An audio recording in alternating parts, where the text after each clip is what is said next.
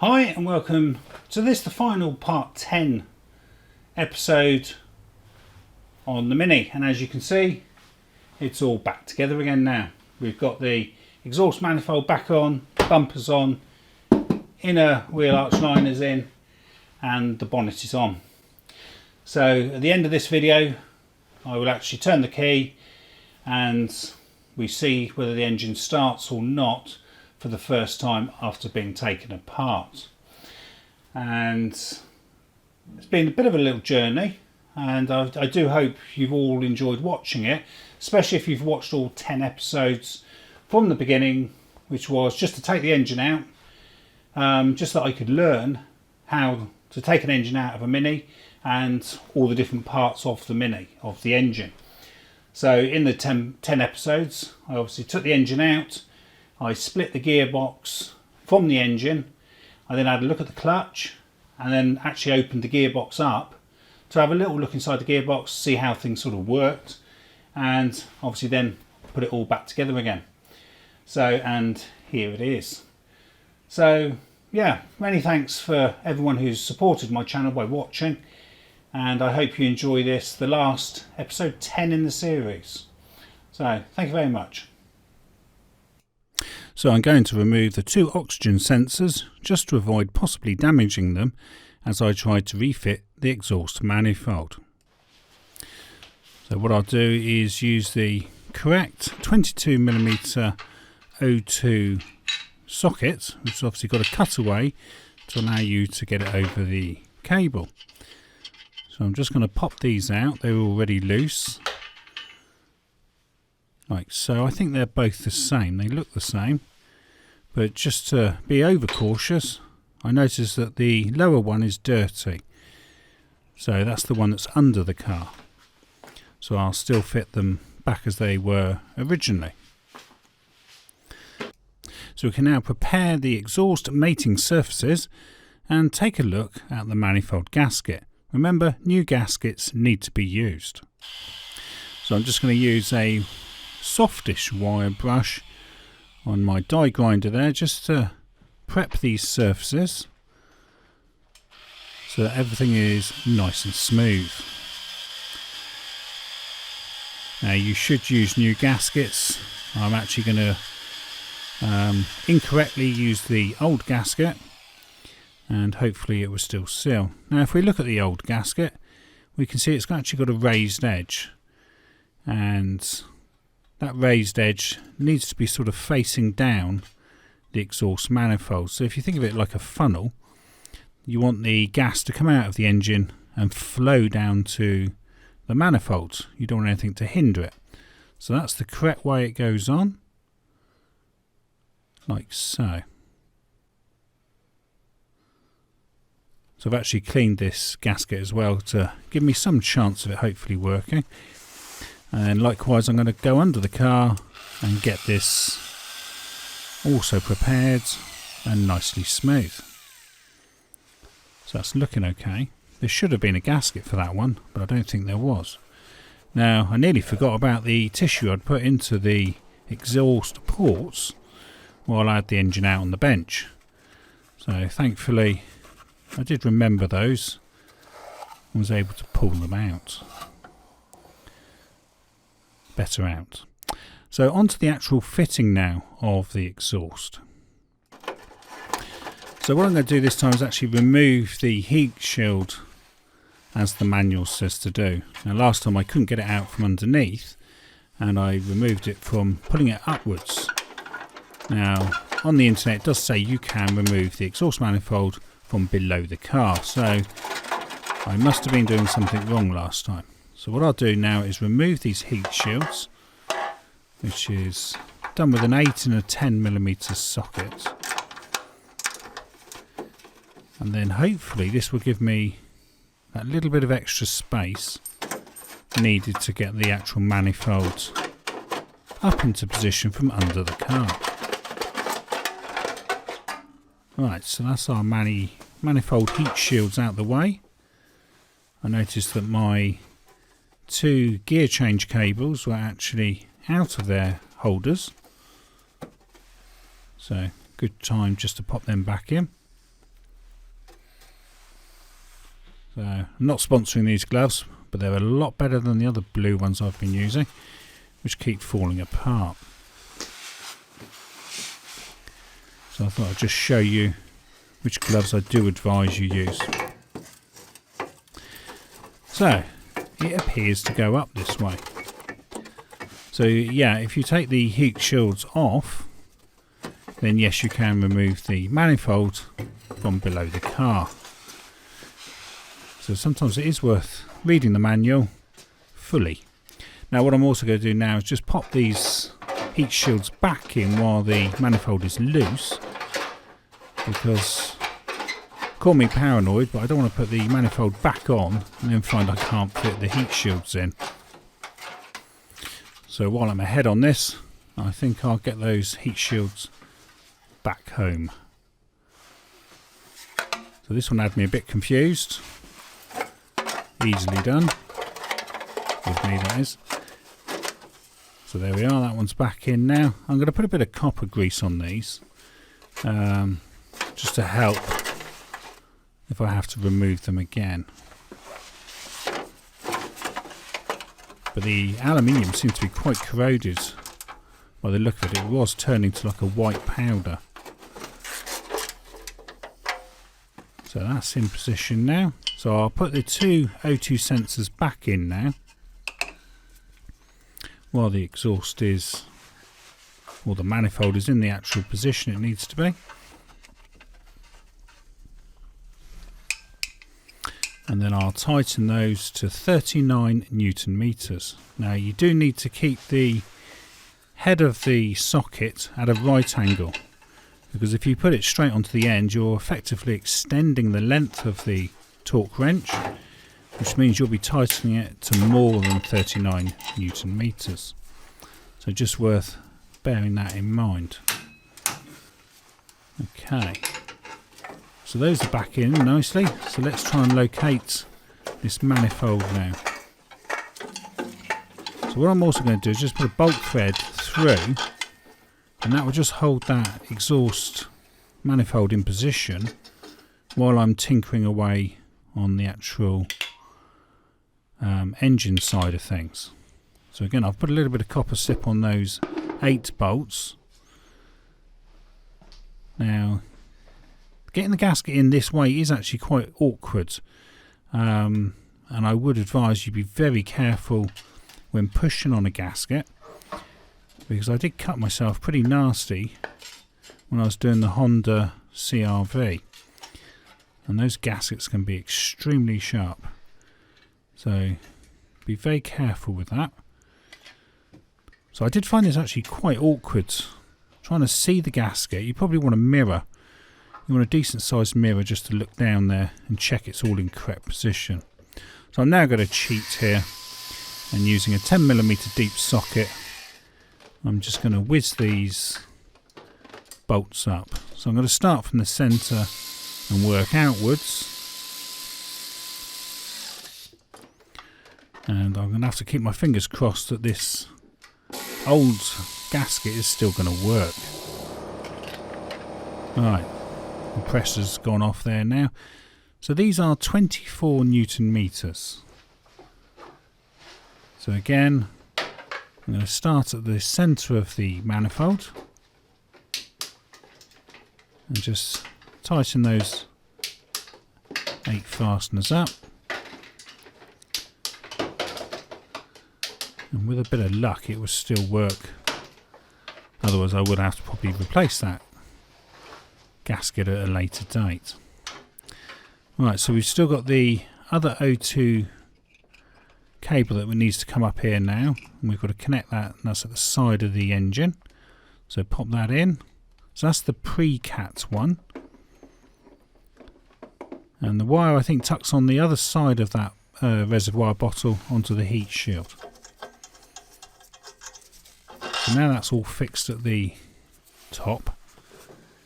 Now you should have a gasket, I believe, that looks something like this. This isn't the gasket. This is just to show you what should be there, and either I've lost it or there wasn't one there. I don't think there was actually one there. So I'm going to have a go at putting a little bit of gum on there and hopefully that will work. And again, I've copper greased these bolts because these were quite heavily corroded. And I seem to have two sort of odd ones. Each bolt seemed to be quite different, so clearly somebody had been down here before. So for me it was a 16 and a 17mm spanner. So that's nice and tight. So we just need to connect this post cat sensor, and the cable does go underneath the heat shield. So I'm just going to put a clip on there as well. So you do make sure the cable's not actually pinched or anything, it's free to move. But then we can get that one clipped into the connector block, like so. Put it back on its holder.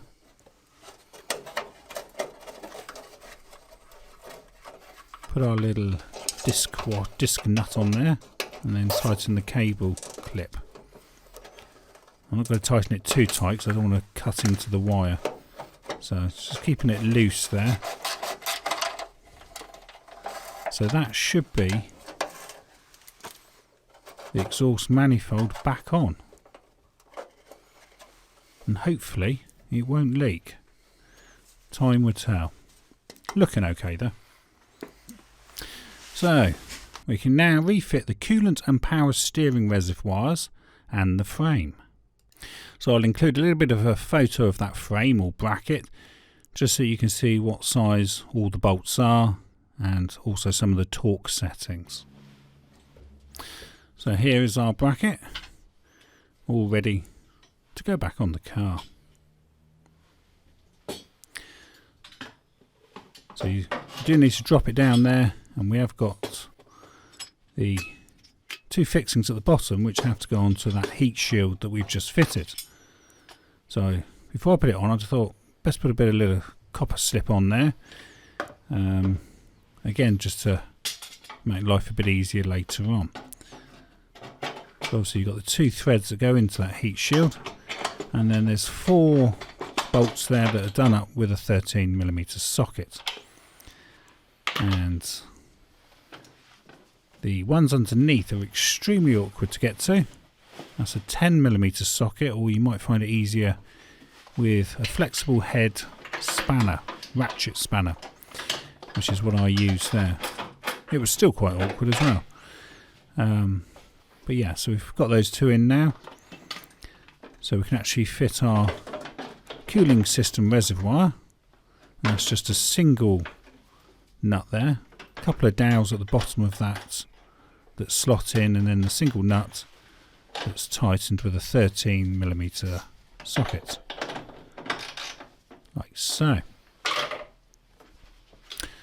So we also fit the power steering reservoir while we're at it. And there's a couple of nuts there. Those are 10mm. And likewise there's a third one that holds the reservoir to the actual bracket. And again, that's a 10mm socket. So you don't want to do that too tight because you don't want to break the bottle, but just tight enough to grip it. So we can now put the expansion hose onto our sort of thermostat housing there, like so, and just nip that Jubilee clip up.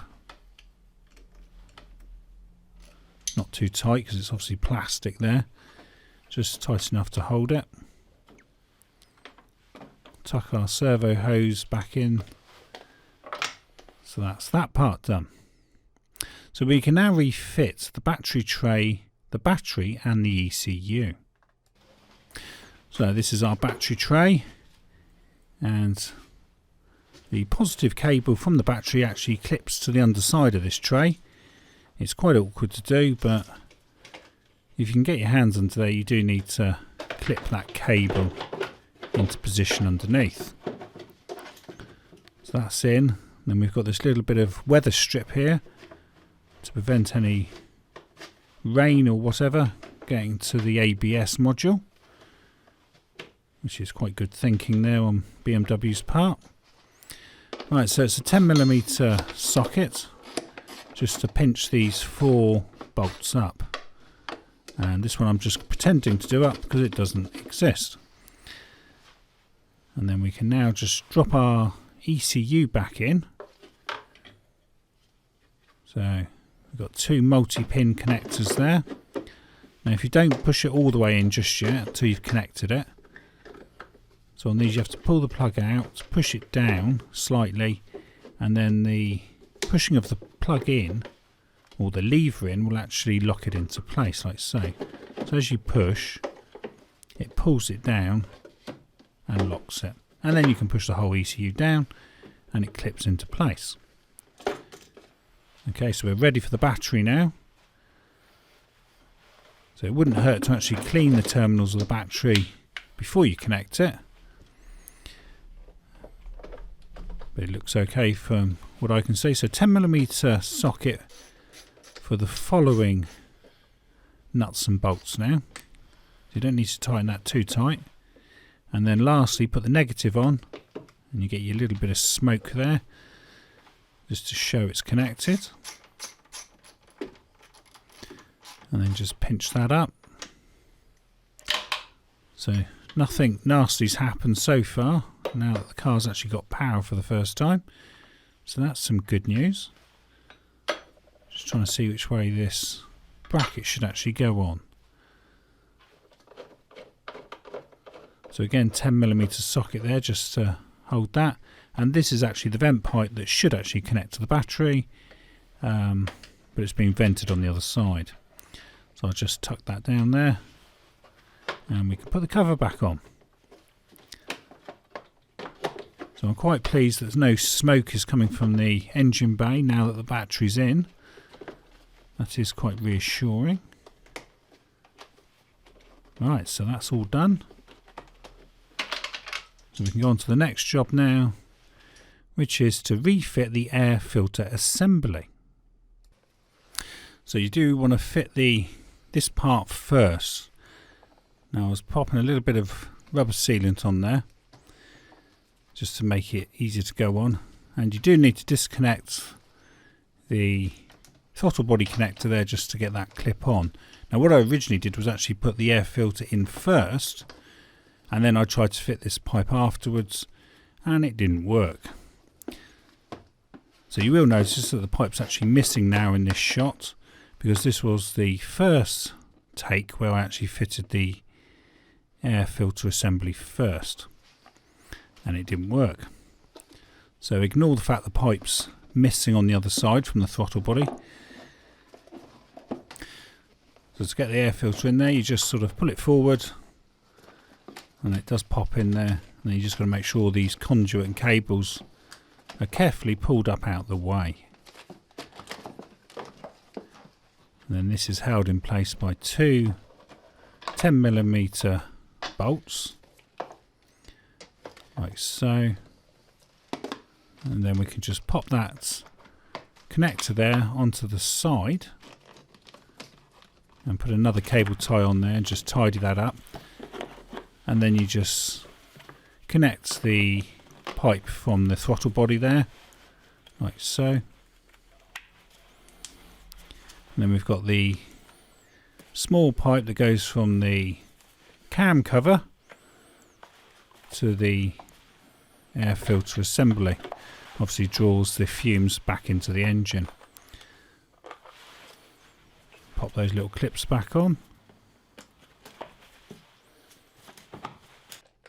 And then while we're at it, we might as well put on the cover for the fuel rail.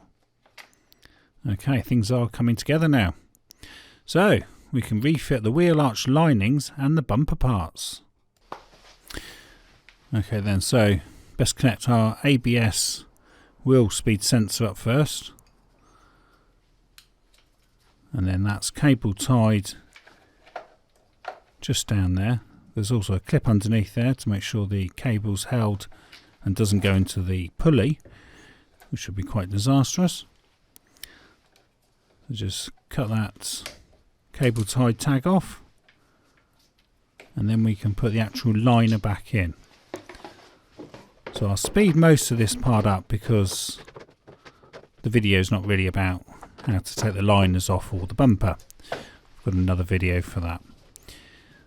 So posi drive, we can get the few screws in, one at the top, one on the left, and one at the front as well. And then just put all our poppers back in, like so. So bring the bumper up.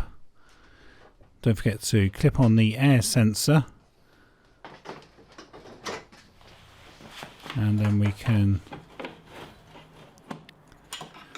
connect the indicator and the side light. So that's the side light and that's the indicator, and then do that on the other side,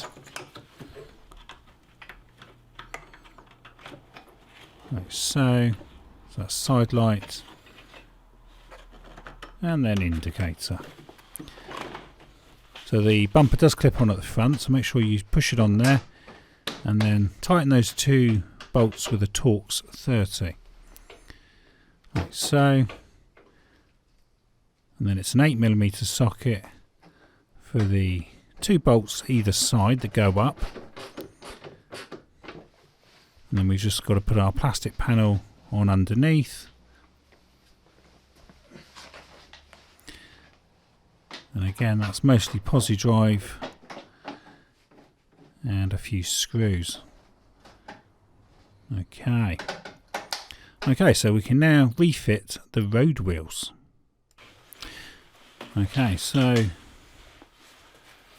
17mm socket for these 4 bolts. I'm going to cheat a bit here with my air impact. It's on its lowest setting just to wind them in. We will have to torque those to 110 later on. So we can get the axle stands out. I'm going to put it onto low ramps because my trolley jack will get stuck otherwise, because the Mini's so low. So I'm just dropping it down there. Not sure if you're actually supposed to jack up on the subframe, but there we go. So now we can refit the bonnet. So this is quite tricky if you're on your own. Really, it's a 2-person job. But we've got a blanket there to give some protection to the bodywork. But it is extremely difficult to do this on your own. So those 2 bars either side have to go inside the bonnet, which is again quite tricky if you're on your own. Right, so that's one side in.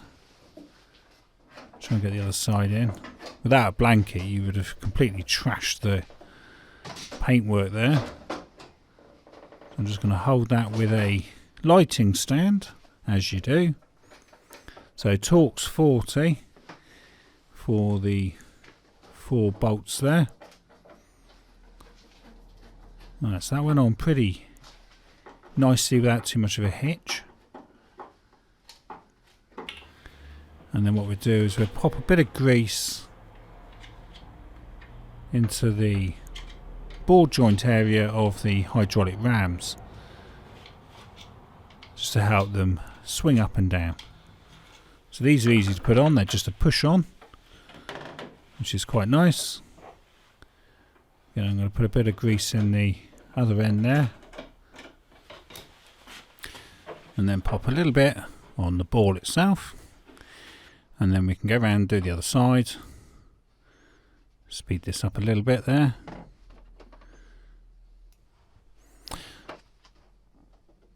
A bit back on the ball joint, so we can put our struts on now, like so. Just push them on. So now the bonnet thankfully will stay up on its own. We can remove that blanket and start connecting the lighting. And there's our washer pipe. So we need to tuck that in there, push it on, and then that clips into place with a little plastic clip. So we can now go around with some cable ties and clip the wiring loom into position like so. So you might need to use new cable ties there, but they do supply the little brackets. And there's a little bit of PVC tape on a few places there just to hold that.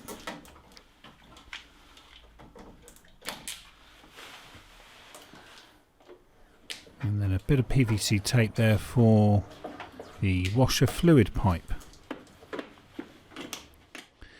And then finally we can actually put the sound deadening pads back on. And those are just those typical push rivets. Now we mustn't forget the wheels because we hadn't torqued those. So that's 110 Newton meters. So that's very important. And then do the other side. And then finally we do need to refill the cooling system with around a 50-50 mix of antifreeze with ideally soft water. So in my case it would be 5.3 litres. So I've already got just over 2.5 litres of water from the hot tap. So hopefully there's minimum amounts of hardness to that water. So I've topped it up now with the antifreeze to 5.3 litres. So we'll take off our cap. I'm going to use the Sealy VS0043 filler, because that does actually enable you to sort of run the engine as well to make sure all the air has been purged out.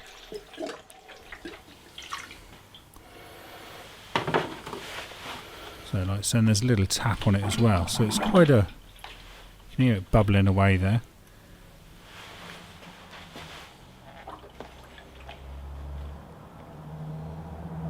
So it's just filling up on the reservoir there, so if we let the air out now, just hear the air hissing away there.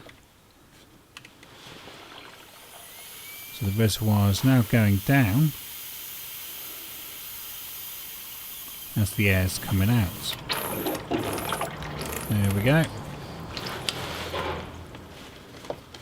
So that's some of the air out. There will still be air in the engine, which we'll still need to check after running the engine, because there will be airlocks in the perhaps the interior heater as well.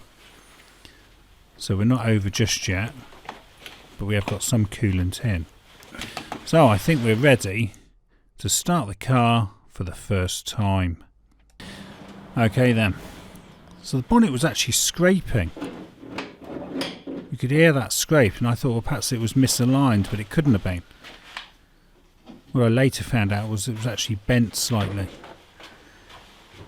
Okay, so out of gear. Look at that face of optimism there. Is it going to fire straight up? Here we go.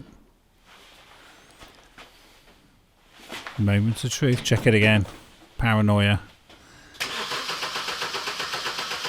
It's turning over, but not for long. So I can hear the power steering motor whizzing away there. That was sort of concerning me.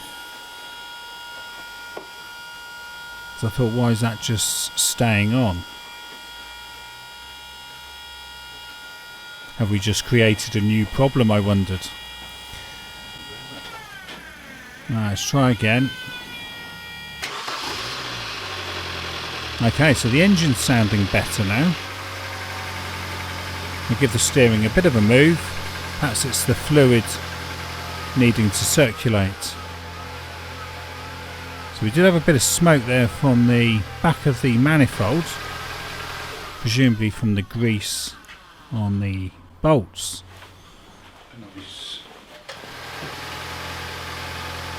So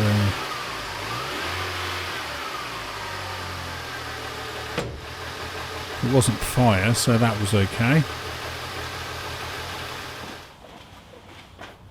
Could have actually been coolant, perhaps it had dripped out of the bottle. So we do seem to have a whine there with the steering still. So I don't think taking the power steering motor apart actually solved that. But she sounds alright.